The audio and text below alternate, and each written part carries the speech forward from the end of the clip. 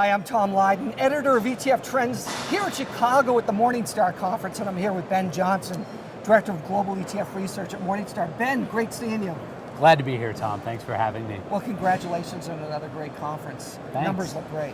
Yeah, we've got a huge number of attendees. We've got a lot of very engaged advisors in the audience that are just eager to learn more about what's going on in the current market and how they should be thinking about managing their clients' assets in response to what are some really just difficult times in the broader market environment.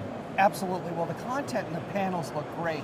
But one thing I noticed when we first got here is there are a lot more ETF issuers that are here, and it used to be, right, in the old days, Morningstar would have a conference pretty much mostly mutual fund companies, and then you have an ETF event in September where all the ETF issuers would go. It seems like we're all kind of coming together. We're all coming together. It's hands across the world here. And yeah. I think it was indicative last night during a panel that I moderated. We polled the audience, a straw poll, a hands poll, and asking the audience, do they use active strategies? Do they use passive strategies for their clients? And the question was, do you use both? And virtually every hand in that audience, hundreds of hands went up into the air. Yeah. And what you're seeing is that investors, advisors, they're not making distinctions between active and passive, between funds and ETFs any longer. They're enjoying the fact that they've got a bigger toolkit today than they ever have before, and that many of those tools are available at a lower cost than they ever have been before. And this is a fundamentally good thing. Yeah. So let's move over to what's going on in the ETF space now. Here we are, summer of 2015. As you look at general flows, are there anything that's catching your attention that you didn't expect, or are there new things that are going on that you're paying close attention to? Yeah, so I think the one trend that we see that's persisted is massive flows into currency hedged ETFs. So you look at DXJ, you look at HEDJ, and people are trying to capitalize on this long European equities, short the euro trend, long Japanese equities, short the yen trend. They've been trades that have worked of late, and people have been piling on to the tune of billions and billions of dollars in inflows into these ETFs. Yeah. So do you think currency as an asset class for the average advisor is something that's coming, or is it just a fad? You know, I don't think this is really reflective of a sea change, of a regime change in terms of how advisors are thinking about and trying to manage foreign currency risk in their portfolios and their clients' portfolios. I think it's really just performance chasing. This is a hot trade. It's what's worked lately, and there haven't been a lot of things that have worked all that well of late. So unfortunately, for better or for worse, I think a lot of the people that are pouring into these funds are a day late and not a dollar short, but maybe a euro or a yen short. And this is just another classic case of performance chasing more than anything.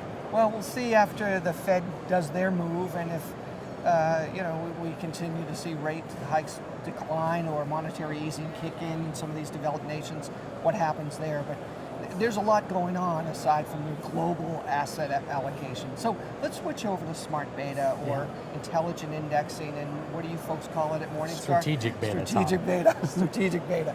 So huge popularity, a lot of new players in the space, a lot of big players that are coming into the space. What's your take on all this? Well, I think it's evidence of the fact that we're seeing a repackaging and a rethinking of how to access and how to devise different types of investment strategies.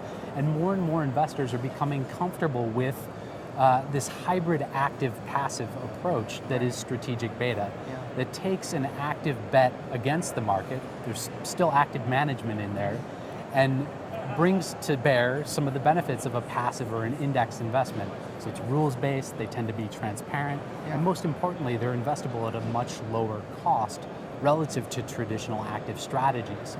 So you've seen a number of big players work towards entering the space, making an entry in this space. We saw JP Morgan come to market last year.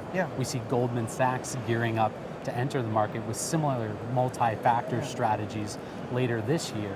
To the extent that this improves investor choice, brings to them sensibly constructed investment strategies at a low cost. And I'm going to say that again, at a low cost. I think this is a fundamentally good thing.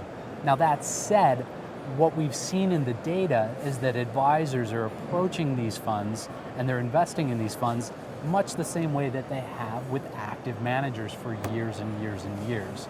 And what I mean when I say that is they're taking a wait and see approach. Yeah. They're waiting till these funds have track record, typically about 3 years, at which point they tend to get their Morningstar rating. Yeah. And what we see is that 80 to 90% of assets, 80 to 90% of net new flows into strategic beta ETFs are going into those ETFs with a Morningstar rating of 4 or 5 stars. Very So similar to what we saw history on doesn't the repeat itself. historical fund side, right? It's rhyming. Yeah, absolutely. Well, that's great. Ben, I appreciate all the good work and the friendship. Thanks Yeah. again for stopping by. Thanks for having me, Sam. Great to be here.